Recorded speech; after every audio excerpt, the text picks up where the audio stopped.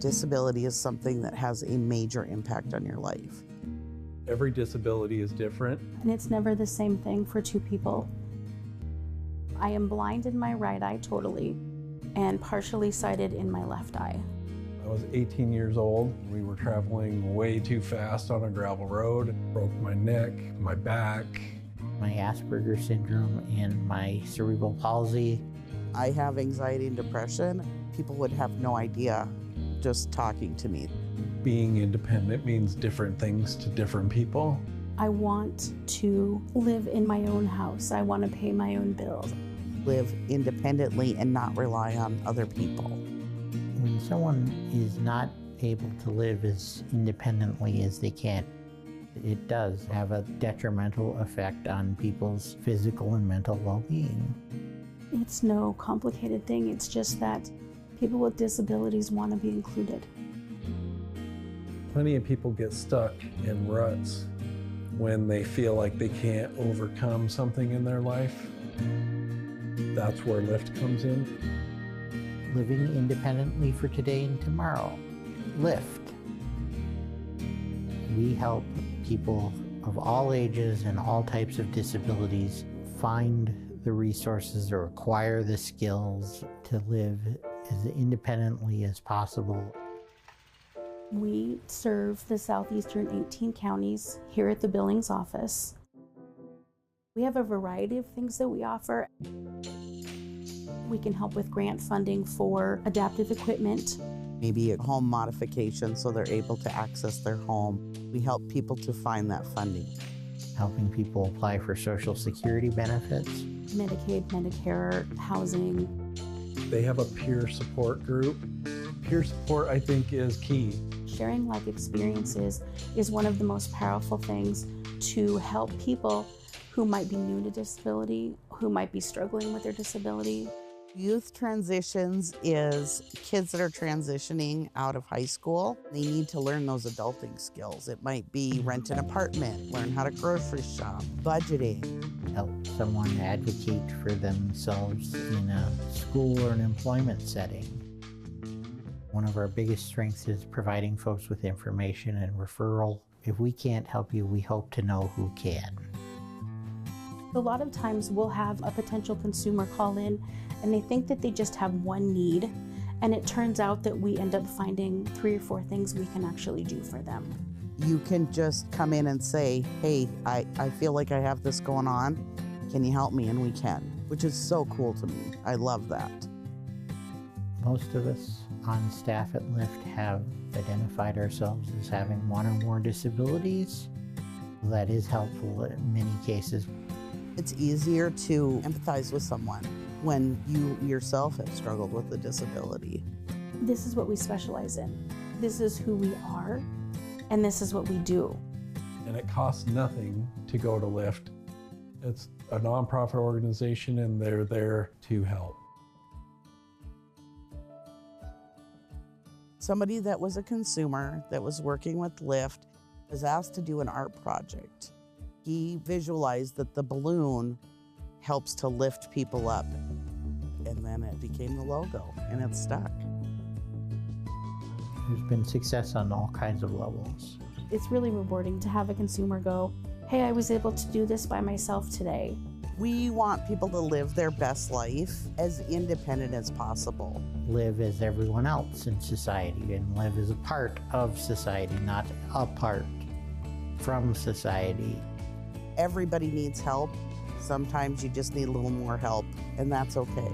That's absolutely okay. There's plenty of life to live still, and there's a way you can do it. Keep chipping away at it, little by little by little.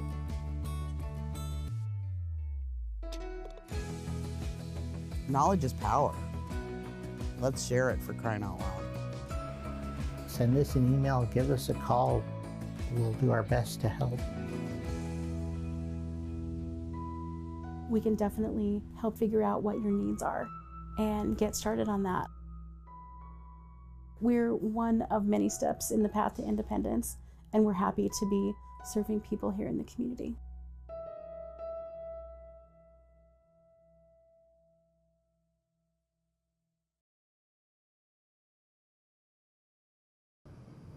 Good day and welcome to Living Well in Montana. Living Well in Montana is a program of living independently for today and tomorrow, or LIFTT, L-I-F-T-T, as we often style ourselves. LIFTT is what is known as a Center for Independent Living, meaning we are a nonprofit source of advocacy and resources for people with disabilities across an 18-county service area in southeastern and south central Montana. For more information about LIFTT, please visit our website at liftt.org, or please feel free to give either of our offices a call. We have an office in Billings that can be reached at 259-5181, or an office in Glendive, serving the eastern portion of our service area, that can be reached at 406-948-8500. And coming soon, our app will be back on the App Store. Right now it's down for some adjustments, and it's taking a little longer than we expected. For those of you who may have saw the show last fall about talking about the app updates, it's taking a little longer than expected, but we'll be back on the App Store soon. Today our topic is sort of update on the disability rights situation here in Montana and a little bit nationally. And our guest is a returning guest, David Carlson, the Executive Director from Disability Rights Montana. Welcome back to the show, David. How about we start with a little bit of a description of what Disability Rights Montana is? Sure. Well, thanks for having me back again. So, Disability Rights Montana is Montana's protection and advocacy system, and the federal government requires that every state and territory have an independent advocacy organization that is grounded in legal advocacy, but we do a variety of types of advocacy, and we are the entity that covers Montana, the state of Montana. We don't work for the federal government or the state government. We are a private nonprofit, and we provide a variety of advocacy services, from individual rights-based information to class action litigation or educating policymakers at the state capitol. All right. And when you were here last time, you were relatively new to the job. You still are in a lot of ways. What's been going on at Disability Rights, the organization, that you'd like to share? Sure. Well, we have I'm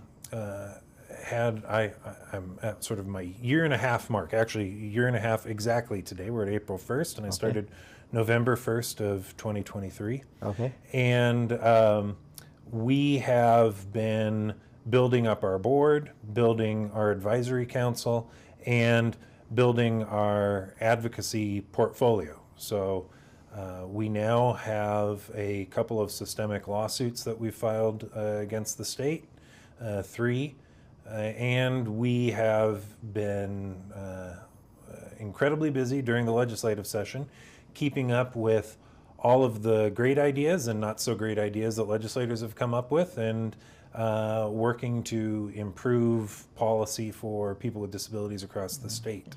I could talk a little bit more about our any of that. I can also talk about some things that are going on nationally that affect disability rights, but there is such a wide array of things that impact people with disabilities that one of the things I was really proud of in my first year here was how many people with disabilities we heard from around the state telling us what we should be working on this last year. And we're in that season again where we're trying to collect as much information as we can about what's going on around the state so that we can make sure we're focused on the right things that our community needs. Okay, so before we get to some of the goings on in capitals in Helena and Washington, how would Montanans reach out to Disability Rights Montana? You can always find us on our website, which is DR for Disability Rights, dr-mt.org. But the easiest way to tell me what you want us to do is to email me. My email is very simple. It is david@dr-mt.org. So feel free to shoot me an email and say, hey, in Miles City, this is what we need. In Billings, this is what we need. In Crow Agency, this is what we need. We are collecting that right now, and our board will be reviewing all of the input we get from around the state to decide how we focus our services for the next year. Okay, that's very interesting. We do something similar at LIFTT and the other centers for independent living every once in a while, and it's always interesting what people tell us that we haven't thought of. Absolutely. And an example is last year from the Crow Reservation, we heard a lot from people that education was really important, transportation is really important. Both of those combine to make it very difficult to get access to a physical therapist or a speech and language pathologist if you are a child who needs those services to excel in school, but you live in rural Montana, or you live on a reservation and those services aren't easily available. So our board listened to that input and established rural and reservation education and the related services around education as a point of emphasis this year for us. So I really am excited to hear from folks about what we should be focused on this upcoming year. Okay, so turning to we'll start with the state government, I think. At least, again, one of my hats is government affairs, and so I've been keeping an eye on it, and it seems like it's not as good as it could be, but so far it could have been worse. Absolutely. One of the huge victories was we got Medicaid expansion to be continued. Right. Montana has opted in, like most states, into an expanded Medicaid pool, so more people than the bare minimum can get access to Medicaid, which is great. It covers health insurance for a wide number of people, but that was set to sunset if the legislature hadn't re-upped it, and they did decide to continue expanded Medicaid, which is incredible. Right, and there have been other bills that have made their way through. There's a bill about disability parking that the Centers for Independent Living were following. I believe it's gone to the governor. I haven't heard that he signed it, but. Yep, and we have also seen a lot of positive movement on behavioral health related services, mental health services, and trying to expand more localized treatment and crisis centers across all of Montana, and especially eastern Montana. There was a real point of emphasis that you should not have to drive for a day to get to mental health services. It should be available within an hour, 90 minutes, depending on how far out you live. The same sort of theory our ancestors said when they started planting county courthouses. Sure. I think back then it was a day's ride, but a horse is a little slower than a car. Yes. But yeah, that makes perfect sense, and particularly with, that makes perfect sense. And again, the behavioral health, the commission, and now the bills that have originated from it are, in this day and age, a almost unheard of example of government getting together in a bipartisan, bicameral fashion and actually doing something. Yeah, some real leadership. Yeah. I mean, that's one of the things I tried to testify to is so often things are reduced down to, this is what my team wants, or that's what the other team wants, so I don't want it. But there was some real problem solving being done and still being done in Helena right now. Yeah, that's great to hear. On the national level, again, we all sort of knew the election results would bring disruption. The president was very clear about that as he campaigned. I don't know about you. I'm surprised with the shape some of that disruption has taken. You know, we don't, at this speaking now, we believe that the Administration for Community Living is set to go away from the Department of Health and Human Services, and those programs, which include independent living and many of the aging and disability programs within the government, the disability research that the government conducts and others are going to be spread out through what is left of the Department of Health and Human Services. You know, there's the whole thing about funding being frozen and unfrozen. What does that look like from your perspective? Yeah, you know, we had a previous Trump administration, and obviously all elections have consequences. But this second Trump administration looks very different than the first one. It's less predictable in what will happen next. Sort of when you got to the second Bush administration, it looked a lot like the first one. When you got to the second Obama administration, it looked a lot like the first one.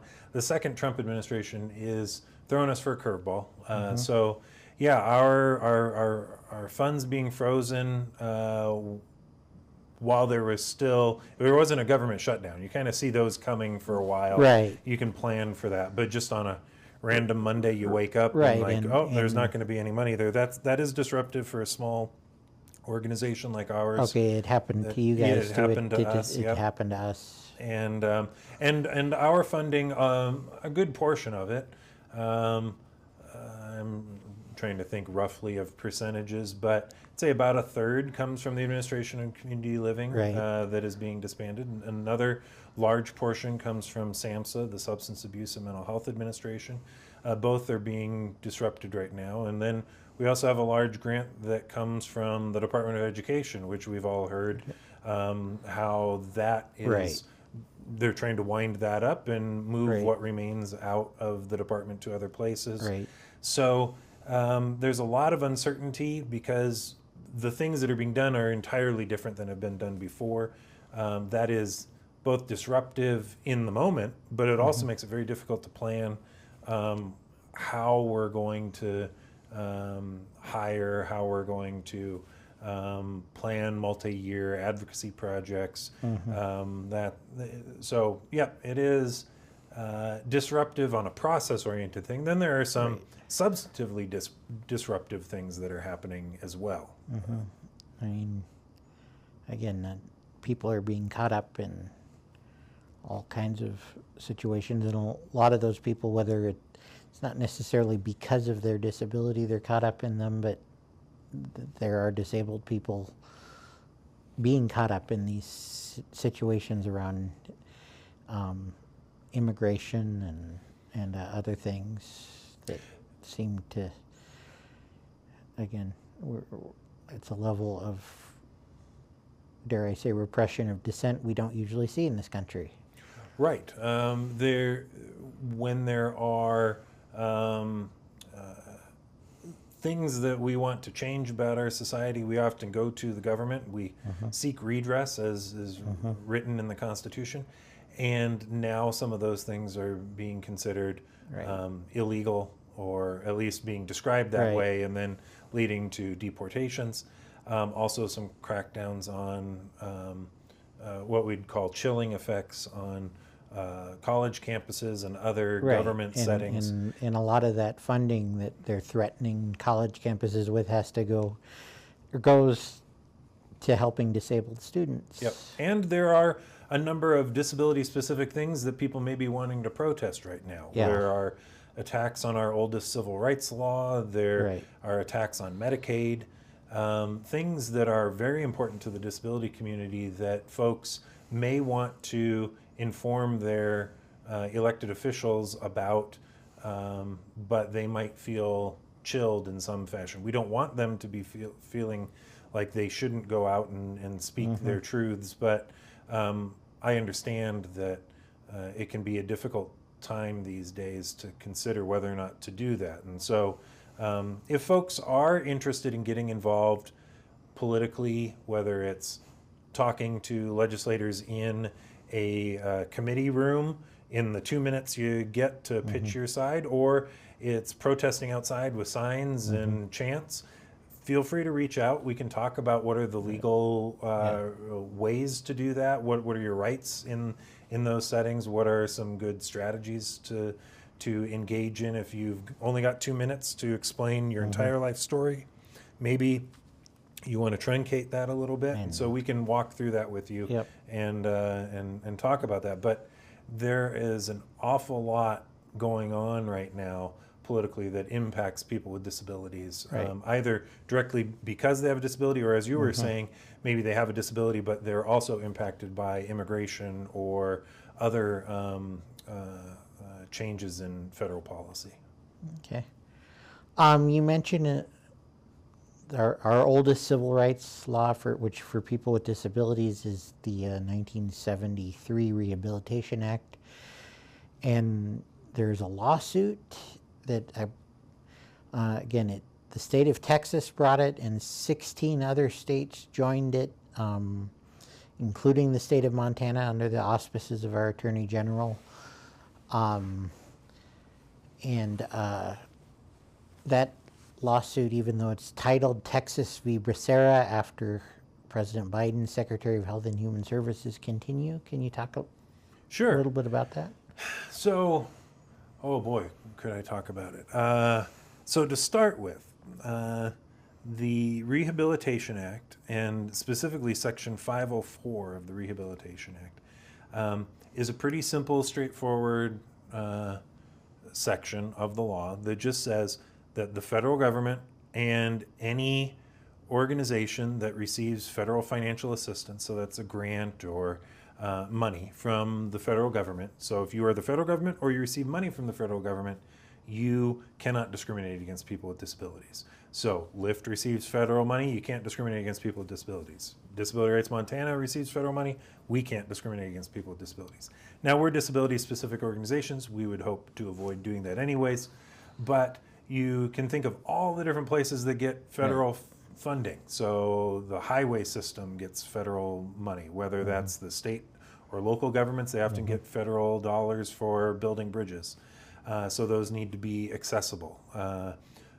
Every school gets some amount of federal money. They have to allow children with disabilities. Before 1973, a local school could say, no, we don't take disabled kids. You can't come here. I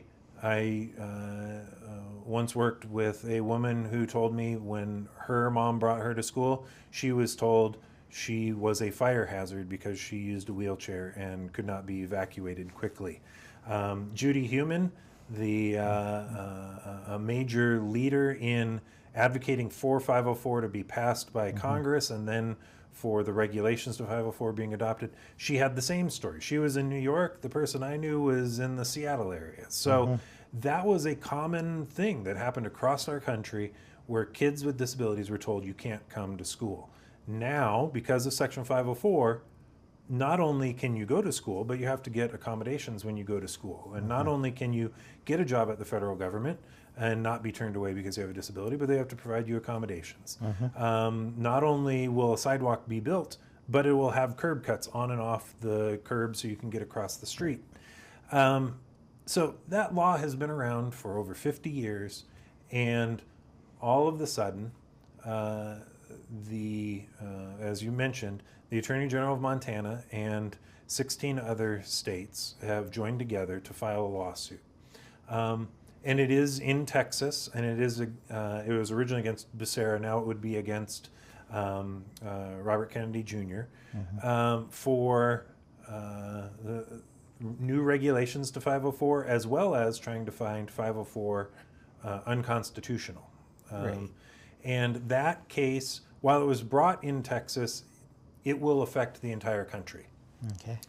As a systemic litigator, when I look at bringing a case, I look at, well, who are the judges in the various places I could bring the case? And then I try to structure the case so that the people suing are in the right location, so I am more likely to get a judge that is willing to go with me. That's why it's in Texas. It could have just as easily been in Montana because one of the plaintiffs was in Montana, but they felt that the district that they were bringing this in Texas would be a good place that was open to the arguments that this long-standing civil rights law for people with disabilities should be overturned and found unconstitutional. Right, and again, this lawsuit was filed last fall. Yeah. It sort of was under the radar till the first of the year, and then when it came out, and then